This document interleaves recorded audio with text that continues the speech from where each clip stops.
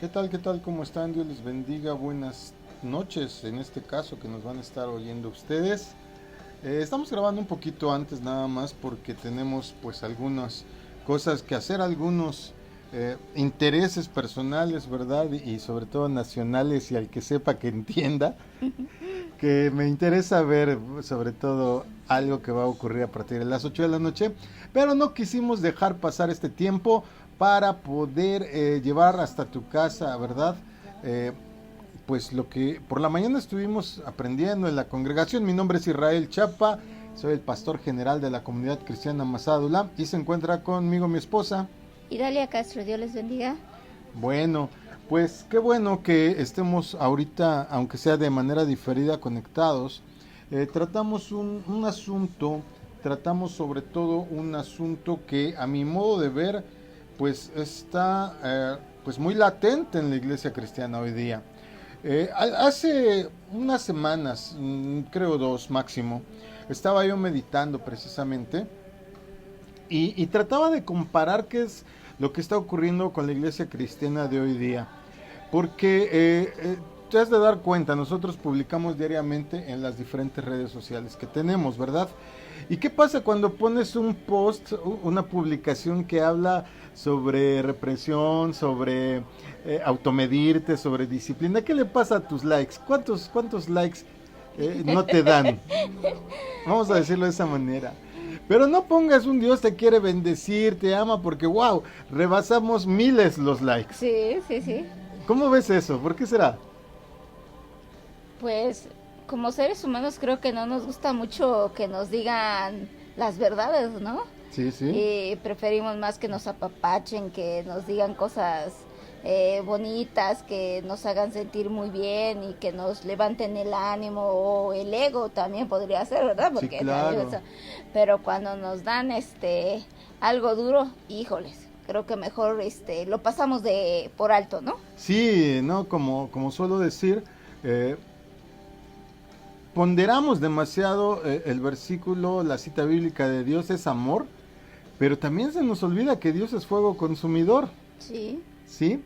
Y hace unas semanas les comentaba que estaba precisamente tratando de analizar de una manera muy reflexiva este fenómeno y de repente llegué a la conclusión que no todas, aclaro, no todas, gracias a Dios hay muchas iglesias que están haciendo las cosas de forma correcta, pero muchas también están, a mi modo de ver, y lo voy a decir de esta manera, entiéndase con mucho respeto, están haciéndola de libros de autoayuda, ¿sí? En donde te dicen, ¿verdad? No te preocupes, acéptate como eres, los demás te tienen que aceptar como eres, así como eres, eres perfecto, porque si Dios no hubiera querido que fueras como eres, no te hubiera dado esos atributos, eso enojón, eso poner tu cara de choque en el periférico, o sea, enojona, ¿no? Para que me entiendan. O X o Y tipo de situaciones con las que, aún siendo cristianos, nos comportamos. Por eso, en la mañana tuvimos a bien titular esta enseñanza, el problema del cristianismo tal como soy. Tal como soy, es decir, la religión, literalmente la religión del sentirse bien. ¿Por qué? Porque el enfoque de tal como soy ha llegado a implicar que no es necesario cambiar. He visto a predicadores que en su momento y al principio de mi ministerio, cuando estaba creciendo, pues yo ponderaba, veía, seguía mucho, pero ahora es muy triste que a medida que uno va creciendo, va madurando, va comprendiendo la profundidad del Evangelio, se da cuenta que muchos de estos mensajes son solo mensajes banales para hacerte sentir bien. Muchos, ¿verdad?, que ponderan inclusive el que así como eres estás bien. Veíamos hace unas semanas, y hace poquito lo volví a poner, ¿verdad? Un documental en una cadena en HBO, lo voy a decir sin problema, en donde estábamos viendo acerca de una de las más grandes mega iglesias a nivel mundial, todo lo que se mueve inclusive para que sus producciones de alabanza sean redituables económicamente, ¿verdad? Sí. Sí, no voy a decir el nombre, pero tú sabes cuáles son. Y veíamos como inclusive traían personas que psicológicamente, que audiblemente provocaban ciertas tonalidades, arpegios, en donde pues se estaban diseñadas para gustarle a la gente. Y cuando veíamos, por ejemplo, las entrevistas hacia a las personas que en algún momento pertenecieron a esas congregaciones, pues decían, ¿verdad?, que muchos de ellos llegaron por la música. Ujú. De hecho, así es. ¿Por qué? Porque ahora estamos muy enfocados en hacer sentir bien a la gente. Como te decía, hay muchos que están predicando que no es necesario cambiar, y esto es tan solo un síntoma de una gran tendencia en el cristianismo de la actualidad. Muchas iglesias enseñan y practican la religión de sentirse bien, en lugar de enfocarse en el compromiso, resalto compromiso, la lucha, como término 2, la lucha y el crecimiento del carácter. En cambio de estar fomentando eso, estamos, ¿verdad?, en muchas iglesias enseñando una forma fácil de cristianismo. Todo lo que la gente tiene que hacer, dicen, es aceptar a Jesús. Inclusive yo he escuchado de iglesias que ya dan por abolido el asunto del bautismo. ¿No has oído eso? ¿Que hay iglesias donde ya la gente no se bautiza? Bueno, no había escuchado, pero ya analizando, como dices tú, los reportajes y de esto, yo no veo donde se bauticen, yo no veo un compromiso como tal. Ya nada más asistir, escuchar, me siento bien y continuar. Claro, en estas iglesias se predica que Jesús te ama tal como eres y que quiere que te sientas mejor con respecto de ti mismo. Ese es el mensaje general. Convertirse en cristiano se define como estar relajado para acudir al llamado del altar, porque curiosamente siempre llaman al altar, o para repetir la oración para que Cristo entre en tu corazón. En términos sencillos se trata de sentimientos y experiencias. Es, digamos, si fuera un marketing sería su eslogan. Ven a nuestra iglesia donde podrás sentir y experimentar cosas que en ningún otro lado puedes experimentar. ¿O cómo lo ves tú? A veces de repente hemos cambiado los altares por escenarios, ¿no? Hemos cambiado los ministros de alabanza por artistas cristianos, hemos cambiado inclusive los cantos, en vez de exaltación a Dios por sentirnos mejor nosotros y cosas semejantes, ¿no? Sí, de hecho, yo no digo que Dios esté en contra de la tecnología y nada de eso, sino el problema es de que nos hemos enfocado tanto a que sea más extravagante, más visto, más, no sé, llamar la atención, que realmente glorificar a Dios. Claro. Yo creo que está bien llamar a los jóvenes, y una de ellas es por parte del lado de la música, pero ahora se enfocan tanto más a la música que realmente ser adoradores. Sí, es verdad. Yo conozco congregaciones donde se llevan fácilmente 2 horas de alabanza o de espectáculo, porque ya hasta tenemos luces computarizadas y toda la cosa, como en cualquier concierto de X o Y artista conocido, y 15, 20 minutos de prédica, de Está enseñanza como la bíblica. moda, ¿no? Bueno, ya adquirimos modas de diferentes. Antes era un grupo de danza, jovencitos danzando, alabando a Dios con pandero y hasta el vestido y todo. Bueno, en el momento tal vez fue de gran bendición, pero ahora ya te vas más a coreografías y ver que Vestuarios llamativos, ¿no? y ya sacan de y ya es verlo, ya es esto. Yo no digo que no, o sea, cuando es realmente la intención es de adorar a Dios, pasa. Ok, pero el mensaje de Jesús fue muy distinto, ¿no? O tú ves en la Biblia que de repente antes de que él diera el sermón de la montaña salieron las exaltadoras, y conste, aquí hemos tenido exaltadoras, ¿no? Sí. No estoy en contra del ministerio de exaltar a Dios con panderos, con danza, no, al contrario, pero muchas cosas de las que hacemos hoy día, cabría preguntarnos si Jesús caminara hoy día en la tierra, ¿tendrías un ministerio algo parecido con el enfoque moderno evangélico? ¿Tú qué crees? Con el enfoque, como estamos ahora, Sí, creo que no, yo creo que sería el mismo en ese sentido, así como vemos a través de la Biblia en el pasado, sería así. Esto no me gusta y se los diría directo, ¿no? Claro, predicaría el mensaje del tal como soy, es decir, el mensaje de sentirte bien, que se enfoca principalmente en los sentimientos positivos y le pediría a las personas solo creer en él sin hacer ningún cambio en su vida? ¿Tú qué crees? ¿Predicaría ese tipo de mensaje? Porque es lo que está predominando hoy. No, debe de haber un cambio, si no, entonces, ¿cuál es la diferencia de Ser cristiano, no ser cristiano. Exactamente. ¿Cuál es entonces el cambio en nuestra vida y el propósito del cual es seguir a Jesús, ¿no? Claro. Si hacemos lo mismo. Claro, un tema central de esta enseñanza es que Jesucristo es el mismo ayer, hoy y por los siglos, como dice la carta a los Hebreos 13:8. Es el mismo, como bien decías hace un momento. Evaluamos las creencias y costumbres modernas según las palabras y ejemplo de Jesús. Por lo menos eso hacemos aquí. Evaluamos las creencias y costumbres modernas según las palabras y el ejemplo de Jesús. Nosotros como ministros genuinamente esperamos que nuestros congregantes vayan y reevalúen sus creencias y prácticas para asegurarse de que estén de acuerdo con Jesucristo. Aquí hemos ponderado mucho la frase ¿qué haría Jesús? Uh-huh. A veces cuando me preguntan sobre los tatuajes, sobre los tintes, sobre cosas que digamos ya son pues de uso común, yo lo que les contesto, el Espíritu es el guía. O sea, tú pregúntate, si Jesús estuviera aquí entre nosotros, ¿qué haría? Muchos me dicen, no, pero es que en los tiempos de Jesús no habían tatuajes. ¿Cómo no? Ya había gente tatuada, sobre todo los esclavos eran tatuados, ¿sí? La ponderación del tatuaje tiene que ver con una idiosincrasia y que me perdonen, ya había gente tatuada, ¿sí? O sea, hay muchas cosas que ya existían o que ahora van apareciendo, pero que estableciendo, pues ahora sí que como dirían los programas estos de policíacos, el perfil de Jesucristo, sabemos que no haría o no permitiría.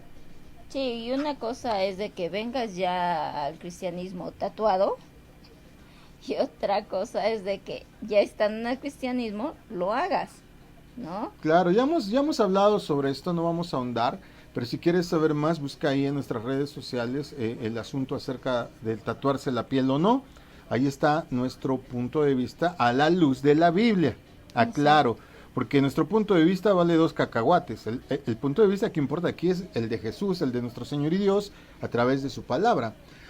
Aquí en esta iglesia genuinamente esperamos que nuestros congregantes vayan y reevalúen todo lo que decimos.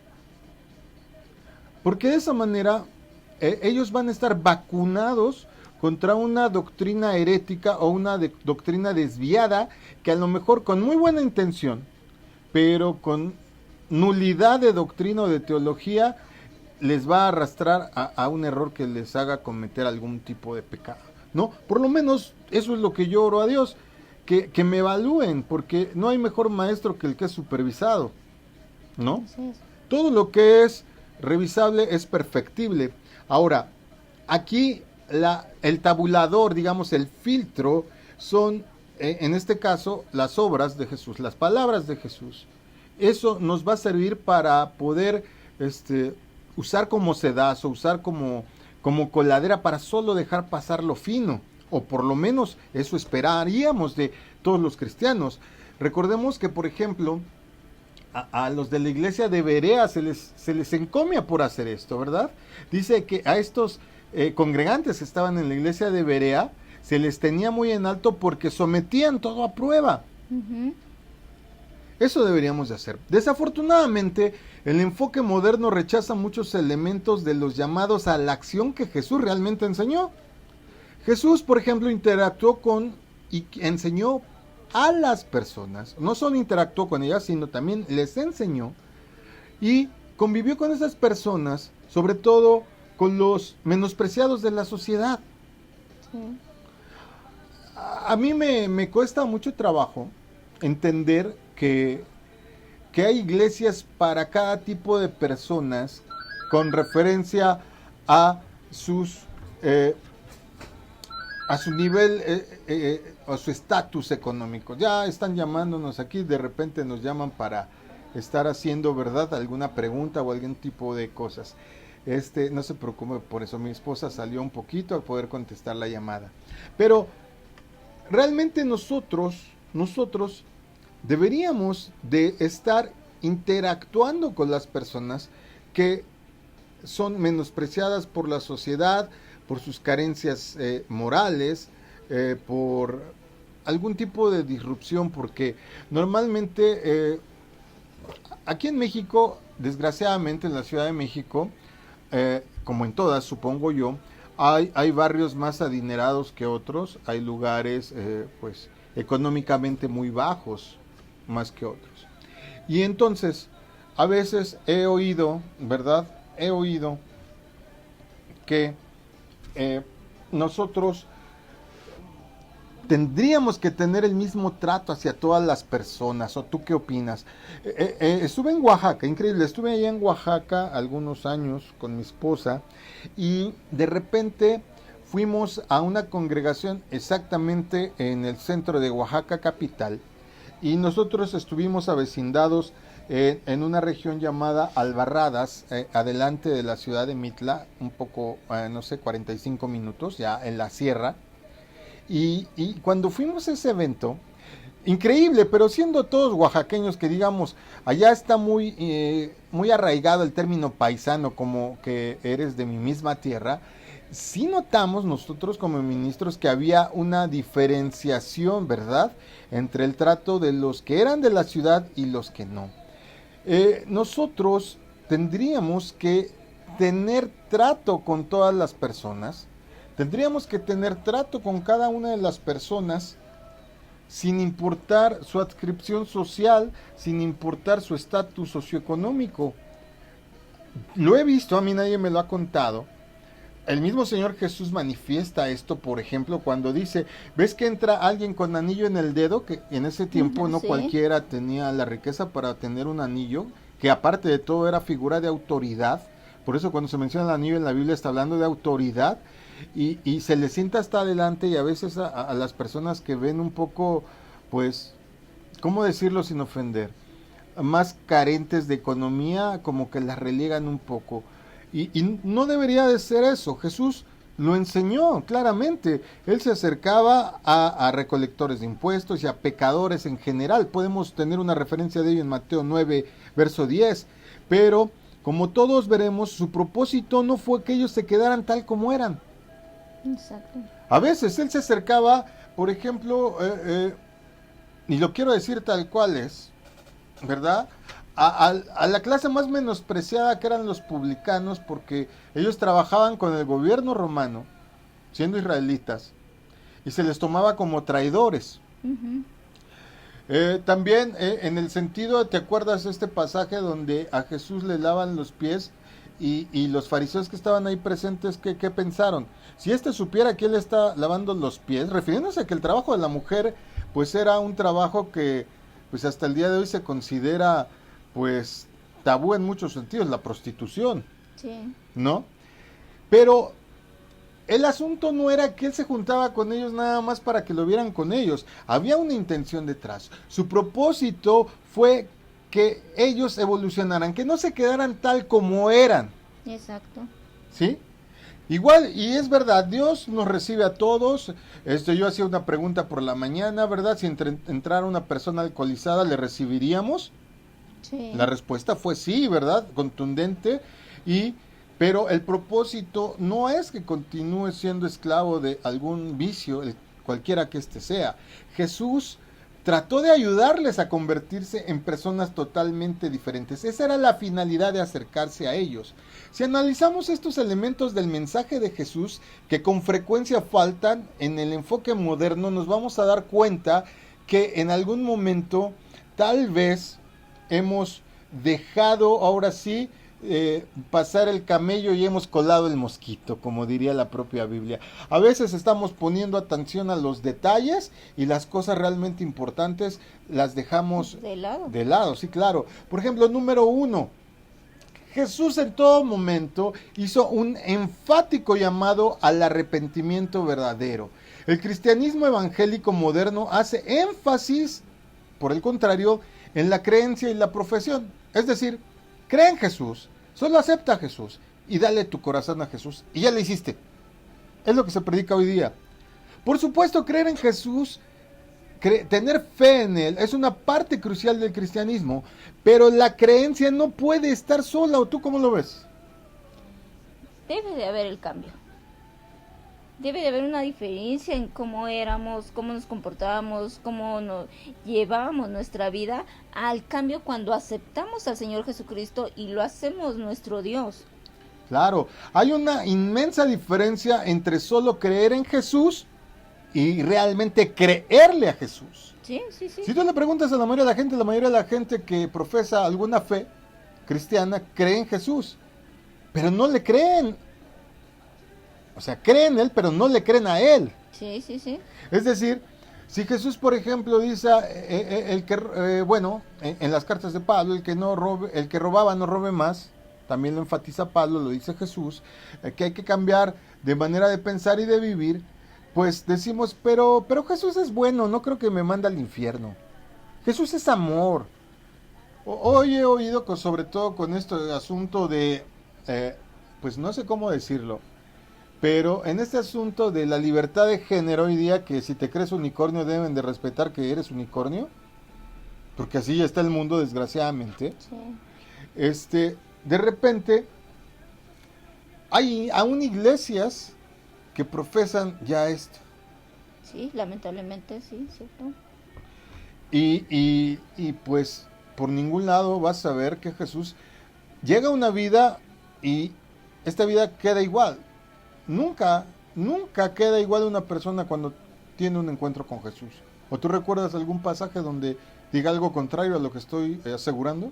No, ninguno donde diga que sea la misma persona. Siempre va a haber algo, ya sea para bien, el cambio, o realmente se va a revelar tu verdadero ser, ¿verdad? Entonces dices, aquí no. Claro. Jesús mismo se lamentó de que muchas personas creyeran en Él llamándole Señor, pero no creyeran ni hicieran las cosas que Él dijo. Puedes leerlo en Lucas 6, verso 46. Mencionamos anteriormente que en ciertas ocasiones Jesús se asociaba con pecadores y cuando esto sucedía era fuertemente atacado por hacerlo. Pero cuando lees por completo el relato, te das cuenta de que Él se comparaba a sí mismo con un médico. ¿Qué dijo en Mateo 9:12, verdad? Los sanos no tienen necesidad de médicos, sino los enfermos. Es decir, Él quería que fueran mejores, que se elevaran en un estándar más alto. Quería llamar a los pecadores precisamente al arrepentimiento. El mensaje de Jesús giraba en torno al arrepentimiento del pecado. Esto requiere identificar exactamente qué es el pecado. El pecado, amado, para que no nos hagamos bolas y no entremos aquí en términos muy profundos, es la infracción a la ley de Dios. Eso es el pecado. Es por esto que los 10 mandamientos deben de ser enseñados regularmente. Si las iglesias no enseñan acerca de la ley de Dios, las personas ni siquiera sabrán de lo que se tienen que arrepentir. Sí, de hecho, de la sociedad como estamos ahorita, ¿no? Ya no puedes reprender de cierta manera a los hijos porque ya hasta demandas. Claro. ¿Y qué pasa con los jóvenes ahora? Ya pueden hacer lo que quiera, ya hay mucho joven que está metido en situaciones tan tremendas y difícilmente los puedes sacar de ahí. ¿Por qué? Porque no tuvieron una educación como debería. Entonces la iglesia está cometiendo esos errores ahora. Claro, enseñar acerca de la ley de Dios y del pecado produce culpa, pero no la clase de culpa que debilita y que se anida en nuestra vida. Es la culpa que produce arrepentimiento. Ok, cuando aquí dimos la enseñanza de los 10 mandamientos, abordamos no solo el mandamiento en su término más literal, honra a tu padre y a tu madre, por ejemplo, y enseñamos que por lo menos era justo, porque ellos te criaron, te crecieron, como dicen los antiguos, te amamantaron, te dieron de comer, te vistieron, te proveyeron de lo que mucho o poco pudieron para que tú hoy día te puedas valer por ti mismo. Lo mismo es ser agradecidos y retribuir en base a lo que ellos hicieron. O sea, el mandamiento no solo es una ley como no pasarte el semáforo en rojo, ¿no? Tiene un trasfondo, y en este sentido un trasfondo de agradecimiento, un trasfondo social, un trasfondo, inclusive trae una promesa ese mandamiento, y tus días serán largos en la tierra. ¡Wow! ¡Wow! Si las iglesias no enseñan acerca de la ley de Dios, las personas ni siquiera sabrán de lo que se tienen que arrepentir, como ya dije. Ahora, el apóstol Pablo enseñó enfáticamente que todos debíamos de cambiar. Él dijo en 2 Timoteo 2:19, apártense de iniquidad todo aquel que invoca el nombre de Cristo. Desafortunadamente, en un esfuerzo por apartarse de los mensajes de fuego y azufre, porque también vemos que al principio, por ejemplo, yo he leído muchos sermones, pues ahora sí de los iniciadores de la época de Reforma, y con todo respeto, por ejemplo, algo que le tengo que criticar, por ejemplo, a Martín Lutero, es que él decía que la carta de Santiago se tenía que sacar de la Biblia. ¿Qué? Pues luego hablamos de Martín Lutero, pero así he leído varios. Por ejemplo, hay una prédica muy famosa, y no voy a citar al predicador, pero dice, en las manos de un Dios iracundo. Imagínate, como si estuviéramos en las manos de un Dios que odia todo, ¿no? Pero, amado, en ese afán por apartarte de estos mensajes de fuego y azufre, que se predicaban anteriormente, muchos predicadores en la actualidad se enfocan totalmente en el mensaje de sentirse bien tal como soy. Dicen, Dios nos ama, pero Él no quiere que usted permanezca tal como usted es. No, Él dice, no importa cómo seas. No, sí, en verdad Dios dice, venid a mí todos los que estén cansados y cargados, os haré descansar, pero no dice, quédense cansados. Exacto. No dice, quédense cargados. No dice, agarren una hamaca y échense a dormir porque van a descansar, ¿verdad? Sí. Él quiere que usted cambie fundamentalmente su vida por medio del verdadero arrepentimiento. Por eso fue uno de los cimientos de la predicación de Jesús. Segundo punto que siento que hablamos de él al principio, pero que está un poco abandonado, es la necesidad del bautismo. Hablábamos de compromiso. Hoy, ¿por qué truenan los matrimonios? Hoy ya ni se casan muchos, hoy ya no le tienen ni siquiera lealtad a la empresa donde laboran, y podemos hablar así de muchas cosas. Bueno, no se diga ya siquiera como novios de serle leal a tu novia, ¿verdad? A mí todavía me tocó eso de que cuando mi pastor decía, ¿verdad?, que si se presentaba a alguien ya como novio de fulanito o de fulanita, automáticamente se les presentaba delante de toda la iglesia para que sepas que era, ahora sí que perdónenme el coloquialismo, pero mercancía apartada. Ya aquí ni le hagan ojitos a él ni a ella, ya están apartados. Ahora no hay bueno, ahora el término amigos con derechos, hazme favor. Ya hasta dónde llegamos, ¿eh? Ya hasta dónde llegamos. Muchas iglesias practican el bautismo de varias maneras, gracias a Dios hay muchos que todavía lo practican, algunos por inmersión total, otros salpican agua o otros la vierten sobre la persona, otros obvian sencillamente cualquier forma de bautismo y dicen, ¿verdad? Si tú ya creíste en Jesús no necesitas un nuevo bautismo. Hasta hay algunos que me he encontrado bien listillos que dicen, a ver, el ladrón que estaba ahí en la cruz junto a Jesús, que Jesús le dijo que iba a estar en el paraíso, ¿cuándo se bautizó? Claro que se bautizó en el sufrimiento y en la sangre del cordero que estaba al lado de él, quizá no en agua, y sí en agua, porque cuando le hicieron la abertura en el costado que salió de él, literalmente dice sangre y agua. Ahí vemos los símbolos presentes.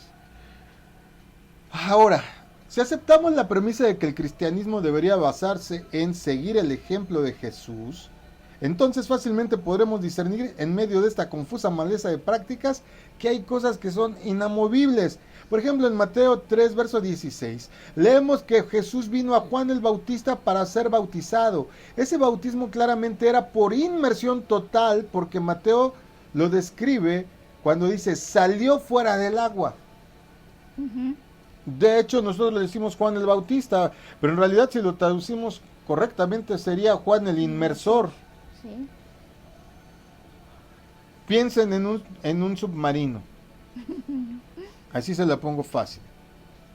Yo no sé si vieron películas de guerra o les gustaban esas películas, pero cuando empiezan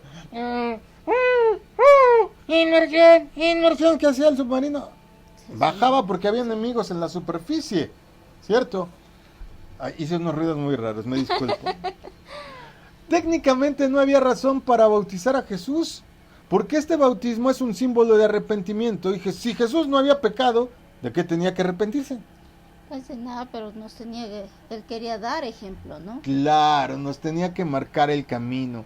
Él lo hizo para dar ejemplo.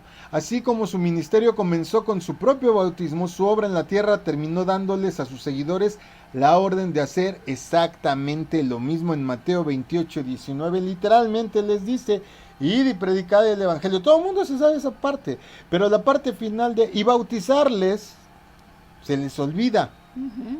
El resto del Nuevo Testamento muestra muchos ejemplos de la iglesia primitiva cumpliendo esta orden de una manera muy meticulosa. Tercer punto y final, porque luego me tardo de más. El cristianismo, amados, es una lucha. La aceptación de un cristianismo de sentirse bien, es decir, de sentirse, pues, positivamente, ¿verdad? Total, así como soy, me acepto, me perdono. Luego estoy viendo ahí las publicaciones en el Facebook y hasta sus oraciones, sus mantras que suben. Yo me acepto, me respeto, me valoro y todos me valorarán. Ay, sí, tú cómo no. Queda bien con Dios y ya el hombre por consecuencia, el ser humano por consecuencia, por lo menos los que son de Dios van a querer estar bien contigo. Este asunto del tal como soy ha oscurecido otra parte importante del mensaje de Jesús. Él no describió el cristianismo tan solo como sentirse bien consigo mismo porque hemos sido perdonados, ¿no? Él representó a su iglesia como un lugar al que los cristianos van para sentirse bien. No lo hizo así. No creó la iglesia para entretenimiento. De verdad, he visto cultos con sombrero. Esta semana, hermanos, el culto va a ser con sombrero. Como los viernes de oficina, ¿no? Viernes de tacos. Viernes de venir informal. Ya hemos caído tristemente en eso. Actividad tras actividad, en el sentido estricto de poder convivir, más no de aprender. Ajá. No critico una cosa si no estuviera tan alejada de la otra. El Señor Jesús acerca del diezmo y de el hacer ciertas cosas dice: no dejen de hacer una cosa por hacer la otra. Así es. Ambas se tienen que hacer. Jesús describió el cristianismo como una lucha, una batalla de toda la vida contra el pecado. En Lucas 9:23 dijo: si alguno quiere venir en pos de mí, niéguese a sí mismo, tome su cruz cada día. Esta es una analogía del autosacrificio. No vayan a hacer su cruz literal, ¿verdad? Y sígame. Cuando Jesús habló de negarse a sí mismo, él no estaba hablando de una penitencia, castigarse o negar el yo en un intento por lograr el perdón. Él está hablando de una vida de lucha contra el pecado. En una de sus enseñanzas más impactantes, Jesús dijo que si nuestro ojo o nuestra mano hace que pequemos, tengamos que sacarlo o cortarlo. Wow, imagínense si fuera literal, porque hay gente que lee literal y dice: no, es que así dice. Tenemos que entender cuando está hablando con analogías. Esta es una poderosa figura verbal para mostrar la importancia de luchar contra el pecado. Nuestros ojos y nuestras manos no hacen literalmente que pequemos. O a ver, enséñame tu mano malvada. O tu ojo malvado. Hasta hay películas así que se llaman, ¿no? El ojo maligno. Sí, sí hemos visto, ¿no? Sí. Hace unos meses estaba viendo ahí los anuncios en las plataformas, porque luego te pasan anuncios aunque pagues, y era de posesión demoníaca y todos esos, y era una mano de como de cerámica, ¿no? Que si la agarraban, según, no sabemos porque no vemos esas películas, pero según era una mano ahí que si la agarraban, según ya quedaban poseídos o cosas así. Pero imagínate, nuestros ojos y nuestras manos no hacen literalmente que pequemos. El pecado comienza en la mente. Si nuestra mente está morando en el pecado, tenemos que remover esos pecados de nuestra mente. Esa es la figura, no el ojo necesariamente ni la mano, sino está diciendo: si hay alguna parte de ti que esté haciéndole guiño al pecado, que esté cayendo el pecado, pues tienes que sacarla de ti. Si estamos practicando el pecado con nuestro cuerpo, tenemos que hacer cambios drásticos para detenernos. Sí. Tenemos que alejarnos del foco de infección. Hay veces que decimos: ay, no quiero que me dé gripa, pero sale sin suéter. Ahorita con el sol da gripa también, están los Sí. calores tremendos. Y si tú cometes el error de meterte todo frío, vas a ver si no te enfermas. La vida cristiana no gira alrededor de sentirnos bien con nosotros mismos y evitar la culpa. Es una lucha continua, disciplinada contra el pecado y un esfuerzo proactivo para desarrollar el carácter de Jesucristo con la ayuda del Espíritu Santo de Dios. ¿Qué pasa cuando yo tomo el ejemplo de un ministro como un modelo terminado? Porque hay ministros que se presentan como que ellos ya, Dios terminó su obra con ellos, ¿verdad? Como modelos terminados. Si llegan a fallar, ¿qué pasa? ¡Wow! Los queman en leña verde. Se vacía la iglesia. O peor aún, dicen, si él lo hace, yo también. Sí. Los ministros deberíamos de presentarnos como personas, humanos, que también estamos en estas luchas. Si tú entendieras que todo es una lucha y que cada quien está librando su propia lucha, al voltear al de al lado y ver que llora cuando está la adoración, el alabanza o el mensaje le ha dado tan fuerte que el Espíritu Santo lo redargulló, en vez de decir, uy, quién sabe qué pecado te tenga dirías, Señor, ayúdale en su lucha, Sí. para que tú me ayudes en la mía. ¿Tú cómo ves esto? Sí, estamos olvidando esas grandes cosas que el Señor nos ha enseñado por tener una iglesia llena, Para que digan que el pastor es cool, ¿verdad? o porque tú vas a una iglesia donde está tremendamente grande y su estructura es inmensa y dices, wow, es aquí, y te sientas bien por un momento, pero realmente cuando no tienes un cambio, creo que vas a sentir ese vacío, ¿no? Oye, hemos caído tanto en el hacer sentir bien a la gente que veo un sinnúmero de ministros ya predicar sport en Sí, tenis, ya no hay, con gorra en el altar, cuando literalmente está escrito. Claro, no estamos en contra de cómo te vistas. La cosa es que se nos ha olvidado. Aquí todavía no en este país, pero sí en otros, donde todavía hay reyes, reinas y todo, ¿no? Te invitan, no asistimos con una ropa cualquiera.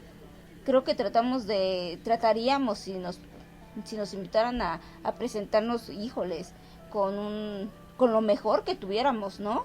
Claro, y vemos una evolución en el buen sentido de la palabra, un acto de transformación que está ocurriendo en ellos. Te puedo poner el ejemplo de nuestro hermano en la fe, recién llegado al Evangelio, Gustavo. Espero que estés oyendo este mensaje, un saludo y un abrazo. Bueno, no vamos más lejos, hace 8 días venía hasta en uniforme de ciclista porque se vino en bicicleta. Se vino en bicicleta. Ok, y aparte de eso, o más bien a pesar de eso, él dijo, ya va a empezar el servicio, permíteme, pastor, porque estaba platicando conmigo, fue y se fue a cambiar al baño. Sí. Hoy en día venía muy guapo, con su camisa. Normalmente trae playeras, hoy vino con su camisa y su pantalón. ¡Wow!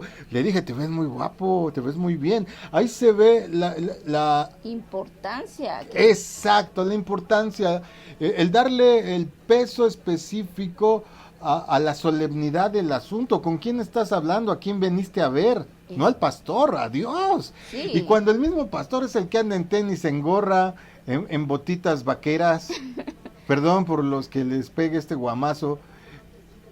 Y ya lo dijo mi esposa, no estamos en contra. Hay cultos que tenemos sport aquí también, pero Sí, son los menos.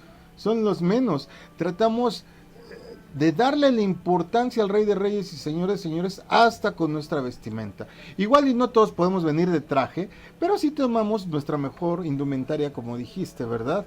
Mis hijos, por ejemplo, ni modo que los vista de traje, son jóvenes, y aún así ahí tiene su traje. Sí. No siempre se lo pone, pero en ocasiones especiales él quiere su traje. Exacto. Entonces, el tal como soy debe de cambiar a tal como él es. Sí, o sea, debemos, como iglesia, venimos a adorar a Dios. No que Dios a hacerlo a nuestra comodidad, a como yo quiero, a como yo siento, sino ser nosotros el cambio, porque Dios es quien nos ha salvado. Claro, la premisa actual del tal como soy pierde de vista el meollo de las enseñanzas de Jesús. Jesús te recibe como seas, sí, vuelvo a repetirlo, pero no espera que te quedes ahí. Yo les daba un testimonio en la mañana, desgraciada o benéficamente, no sé. Crecí, ya lo he dicho muchas veces, en uno de los barrios más difíciles de este país, a pesar de que la verdad nunca fuimos pobres. Vivíamos ahí porque es una casa que mi abuela le regaló a mi madre y mi madre nunca quiso soltarla, a pesar de que mi padre era ingeniero arquitecto y mi mamá también trabajaba, pero por cuestiones afectivas nunca nos fuimos de ahí, por lo menos hasta tiempo después. Y, y por obvias razones, las personas que me rodeaban, la sociedad que me rodeaba, pues tenía mucho ahí el doble sentido, tenía mucho el hablar con groserías, tenía mucho pues hablar muy soezmente, ¿no? Quizá no con groserías, pero sí de manera hiriente en muchos sentidos. Entonces, cuando yo vengo a Cristo, yo me puse un target, yo me puse un nivel, dejar de decir groserías. ¿Sí? ¿Por qué? Porque no se me hacía correcto creer en Jesús y todavía tener, pues, involuntariamente este defecto de lenguaje. Y resulta que para los que están luchando con algo que no pueden dejar, pues a mí dejar de decir groserías me tomó 2 años. 2 años hasta no decir ni una más. A veces pasaban días en que no decía ni una, pero de repente me enojaba y decía cosas que no, o una sola frase me echaba a perder toda una semana impecable. Hasta que yo contabilicé que ya no decía nunca, bajo ninguna circunstancia, ninguna más, tardaron 2 años. ¿Por qué? Porque yo trataba de ponerme un nivel, un estándar como el que Jesús tenía. Jesús usaba lino, por ejemplo, para vestir. Y el lino hasta el día de hoy es una tela cara. Si no hubiera sido cara, no se lo hubieran repartido los soldados. Sí. Entonces ahí vemos que Jesús, a pesar de andar de aquí para allá en la misión con los apóstoles, de andar como nómada, yendo de aquí para allá, trataba de vestir, pues por lo menos con lo mejor que tenía. Sí era túnica, pero era lo que se usaba. Sí. ¿Verdad? Pero era de lino. Ahora, el mensaje de Cristo no era el que Él quisiera que tú sigas viviendo tal como eres. Dios quiere que tú y yo y todos los que le buscamos, invocamos su nombre y hemos entregado nuestra vida a Él, nos convirtamos en alguien como Él es.